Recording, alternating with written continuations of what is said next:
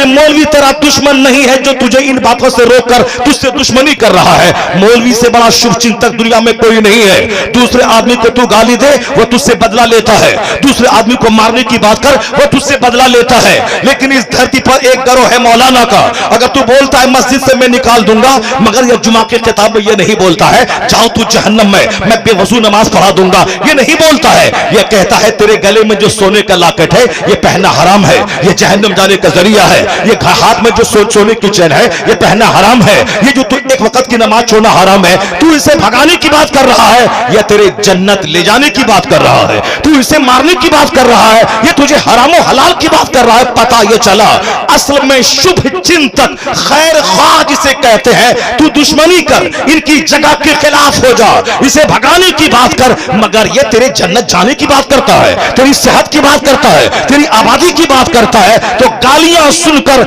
जो तेरी रहमत की दुआ करे, इस धरती पर न कोई नेता है और न कोई आईएएस ऑफिसर है। अगर कोई गिरोह है तो वो उलमा की जमात है जो गालियां सुनने के बाद भी तुझे जन्नत का रास्ता दिखाता है, तुझे जन्नत का रास्ता दिखाता है। ये वाहिद गिरोह है आलिमों का। इसलिए खिताब में कभी कोई तुम्हारे खिलाफ कोई बात नहीं करता कि तुम चाहे जैसे करो जाओ जहन्नम में, हमको उससे क्या मतलब है, नमाज छोड़ दो चलेगा, रोजा छोड़ दो चलेगा, ऐसी बातें कोई नहीं करता है। वो हमेशा हमारी बदनिगाह, हमारी बदअमली पे सरजनिश करता रहता है, तंबीह करता रहता है, बदअमली की तनकीद करता रहता है। तो मैं आपसे कहना चाहता हूं कि आज इन उलमा की कदर कम हो गई, इसलिए दुनिया की हवस हमारे दिल दिमाग में ज्यादा हो गई। और आज हमारे घर का सबसे कमजोर टॉपिक आखिरत है। मेडिकल साइंस का चर्चा है, क्रिकेट का चर्चा है, फिल्म का चर्चा है, डॉक्टर बनाने का चर्चा है, इलेक्शन जीतने का चर्चा है, जमीन खरीदने का चर्चा है, साहब शादी ब्याह का चर्चा है, अपनी बेटी को पढ़ा लिखा कर डॉक्टर बनाने का चर्चा है। कोई अपने घर में एक मिनट भी बैठकर आखिरत की बात नहीं बोलता। कई लाख मुसलमानों की बेटियां मुशरिकों के साथ भाग गई, उसके जिम्मेदार ये बाप है जो अपनी बेटी को कभी आखिरत और जन्नत और ईमान का महत्व नहीं बताया।